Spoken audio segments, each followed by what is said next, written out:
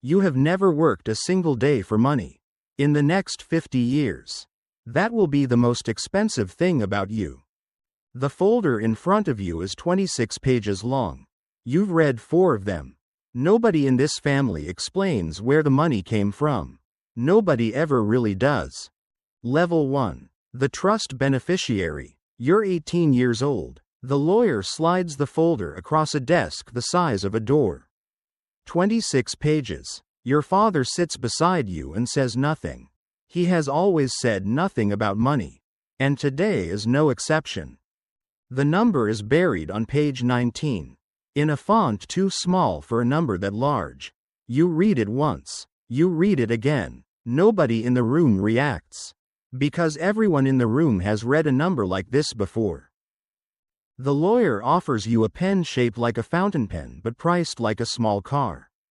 You sign 4 places without asking what page 19 means. Your hands do not shake. That surprises you more than the number does.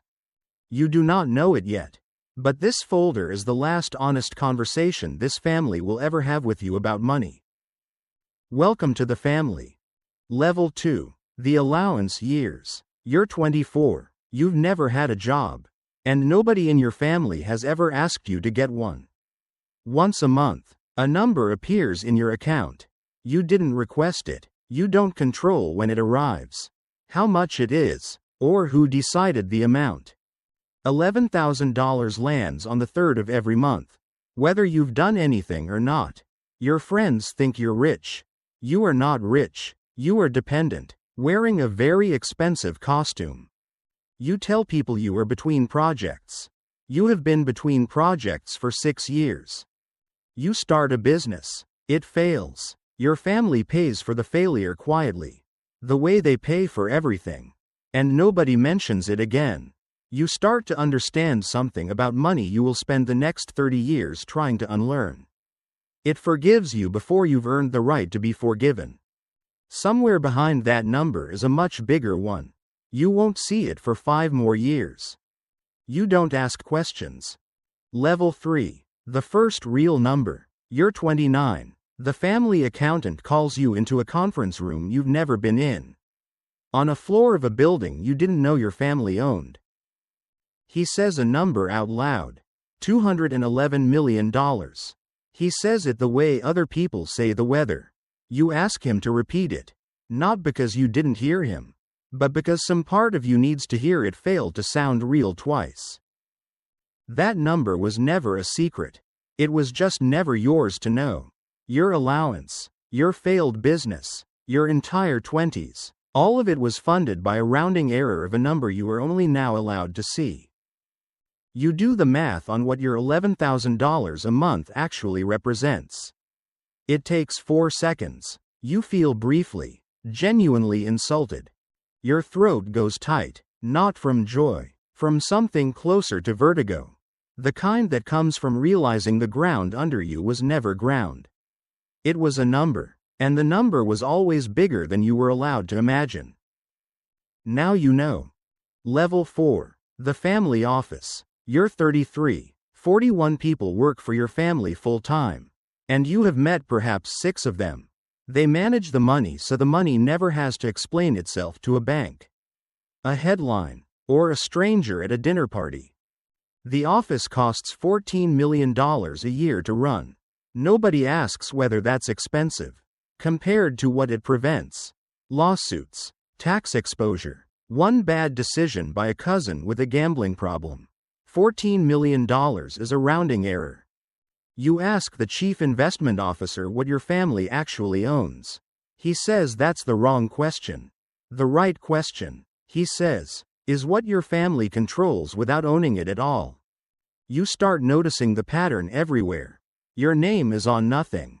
Your family's fingerprints are on everything. You control everything. Level 5. The marriage clause. You're 35, and you're in love, and your family's lawyer is already in the room before you've told anyone you're engaged. The document is 42 pages. It has a name softer than what it actually is. A premarital agreement. It specifies, in exhausting detail, That the principle of every trust stays untouched no matter what happens to the marriage. Only income gets shared, never the number. Your fiancé reads it twice. Then looks at you the way people look at a stranger they've just recognized. She's learning something about your family faster than you ever did. She's learning it from a document, not from you. Your family's lawyer calls the clause standard protective language. Your fiancé calls it something else. You don't repeat what she called it. She signs anyway. You spend the drive home in a silence that has nothing to do with traffic. Love has a clause now. Level 6. The board seat. You're 42. You're handed a seat on the family foundation board. 11 members. 6 of them relatives. 5 of them lawyers billing $400 an hour to sit in the same room as the relatives. You learn the board's real function isn't charity. It's control, dressed as generosity. A foundation can hold voting shares in the family's companies forever. Tax advantaged, without ever selling one. Giving away a small percentage every year. On paper, is how a family keeps almost everything. Legally, quietly, for generations. At your first meeting, a 91-year-old cousin falls asleep during a vote worth $40 million. Nobody wakes him. His vote has been assumed yes for 6 years running. You vote for the first time. Your hand goes up before you've decided what you actually think. You notice that. You don't say anything about it. You just voted yes. Level 7. The silence rule. You're 47. And a journalist calls asking about your family's net worth for a regional philanthropy story. Your family's spokesperson. Yes, there is one. You didn't know that either. Declines on your behalf before you've even heard the question. Here is the part nobody explained at 18. In that lawyer's office, with the folder and the pen shaped like a fountain pen. The silence was never about modesty. Old money doesn't hide because it's ashamed. It hides because visibility is a liability with a dollar value attached. Lawsuits invented the year a plaintiff reads a number in a magazine. Security premiums that spike the year a family makes a rich list. Marriages that arrive already knowing exactly what to ask for.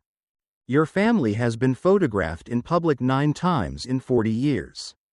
4 of those times, someone was being buried. Every allowance you didn't question. Every prenup you signed without arguing. Every board vote where your hand moved before your mind did. All of it traces back to one unspoken rule written before you were born. The number stays invisible, and the family survives the number. Now you understand the silence. Level 8. The generation skip. You're 58. Your estate lawyer explains a structure built to leave money directly to your grandchildren instead of your children. And for the first time in this family, you're the one holding the pen instead of signing where you're told. The strategy is almost elegant in its coldness. Money left to your children gets taxed once when you die, then taxed again when they do. Skip a generation, and the same dollar only gets taxed once across 3 generations instead of twice. Your lawyer calls this generational efficiency. Your son, when he learns he's been quietly skipped in favor of his own children, calls it something you don't repeat at the holidays. You sign it anyway. You tell yourself it's just math. It is just math. That's what makes it worse. You skipped your own son. Level 9. The inheritance war. You're 66. Your father is dying, slowly, in a hospital wing your family funded. And 11 cousins are already circling a document none of them have read in full. 3 lawsuits get filed before the funeral is even scheduled. Not over love, over voting shares, over who chairs the foundation, over a clause on page 31 nobody noticed until it was worth $90 million to notice. At the reading of the will, one cousin cries, genuinely. Everyone else checks whether the crying cousin's number went up or down before deciding how to feel about it. You sit in the back. You already know your number. You've known it for 37 years. That, it turns out, is the actual inheritance, not the money. but knowing your number before everyone else in the room knows theirs. You already knew. Level 10. The name. You're 74. A lawyer slides a folder across a desk the size of a door. Toward an 18-year-old who has your eyes and your family's silence already learned by instinct. You sit beside her and say nothing about money. Because you have always said nothing about money. And today will be no exception. She reads the number on page 19. She reads it again. Her hands don't shake either. That doesn't surprise you anymore. You almost warn her. You almost tell her what the silence actually costs. You order coffee instead. She signs 4 places. She's not sure what she signed. Neither, it turns out. Are you? Not really. Not after 56 years of being told the number was the only thing that mattered. The Casio on your wrist reads the exact time it read the day you sat where she's sitting now. The watch never stopped. That's level 10. Somewhere right now, in a folder nobody will fully read. A number is waiting on page 19 for someone too young to understand what it will cost to stay quiet about it. She doesn't know yet what the silence protects. She doesn't know what it costs to keep protecting it.